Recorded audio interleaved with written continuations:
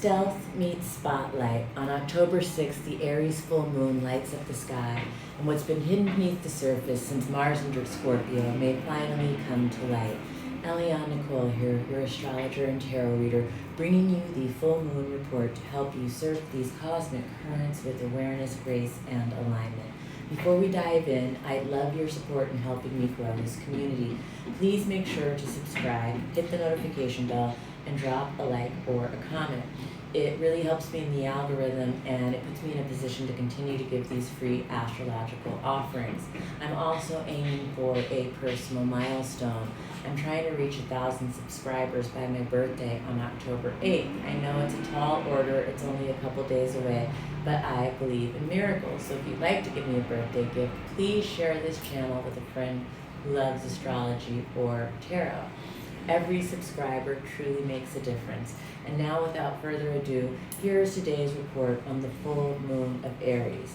The full moon perfects on October 6, 2025 at 8:47 p.m. Pacific time at 14 degrees 8 minutes Aries, and it blooms for 3 days. I'm going to touch briefly on how all the signs may be affected later in the video, so definitely stick around. But this full moon is ruled by Mars, who is in Scorpio, and this rulership matters. Mars is the host who's been working behind the scenes in Scorpio since September 22nd, just after the solar eclipse.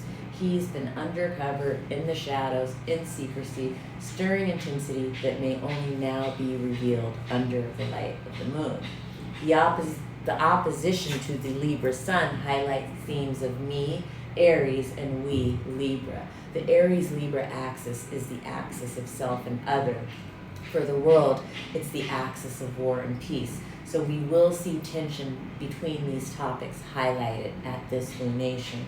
Full moons always bring illumination and culmination, the flowering of seeds planted earlier.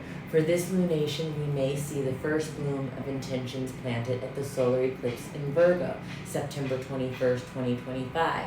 We are still technically in eclipse season all the way until the new moon in Libra on October 21st. And if you're tracking further back, it's also a bloom from the Aries partial solar eclipse March 29th, 2025. If you can trace back to what was going on that date, something is coming to bloom at this full moon from then. So there's both short-term and long-term ripenings happening here. And what blooms now holds history and karma. And although the full moon bloom lasts for 3 days, whatever comes up resolves over the next couple weeks of the waning moon. That's when the release and the reflection happens.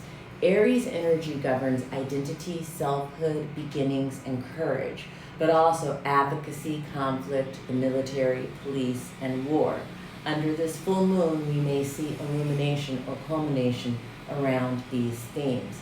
Because Mars, Aries ruler, is in Scorpio, I believe this lunation reveals something that has been hidden, a stealth infiltration, an operation beneath the surface, a strategy moving in the shadows that now comes to light. What's been brewing in the dark since Mars entered Scorpio may finally be exposed. On the personal level, this full moon can reflect questions of independence and identity rising to the surface. Conflicts that have been simmering beneath may suddenly flare. You may feel called to advocate for yourself, to set boundaries, or to make a bold move you've been avoiding. Because it's ruled by Mars and Scorpio, it is also a call to action. We can go for our goals with laser beam focus and dogged determination over the next few weeks. Mars is in Scorpio. On a sexual level, this full moon can definitely bring an increased libido. If you haven't already, watch the Mars and Scorpio video I did for more information about his transit and all of the aspects he'll be making before he moves into Sagittarius. The link will be below in the description box. On the collective level, Mars and this full moon can bring revelations around military actions, policing, or global conflicts. It can also reflect exposés, hidden motives, shadow operations, secrets revealed. Also, power struggles between independence and diplomacy may be heightened. This full moon carries confrontation, courage, and action. Who feels it the most? In general, the cardinal signs, Aries, Libra, Cancer, Capricorn, will feel it most directly. Tension, culmination, or turning points. The other fire signs besides Aries, Leo, and Sagittarius may feel inspired surges of growth and empowerment aligned with fiery momentum. Aries might feel that way too. Fire signs will enjoy it the most and likely be spurred to action, but don't go too hard, you might burn out. The air signs, Gemini and Aquarius, get a sextile, so it opens up opportunities through conversation, network, collaborations, opportunities to act on inspired ideas. But these are sextiles, they don't land in your lap. You have to recognize the blessing to receive it. You have to co-create with the energy. But wherever Aries lives in your chart, that's where the bloom is happening. And combine that with the house Scorpio is in to see where Mars is driving the action.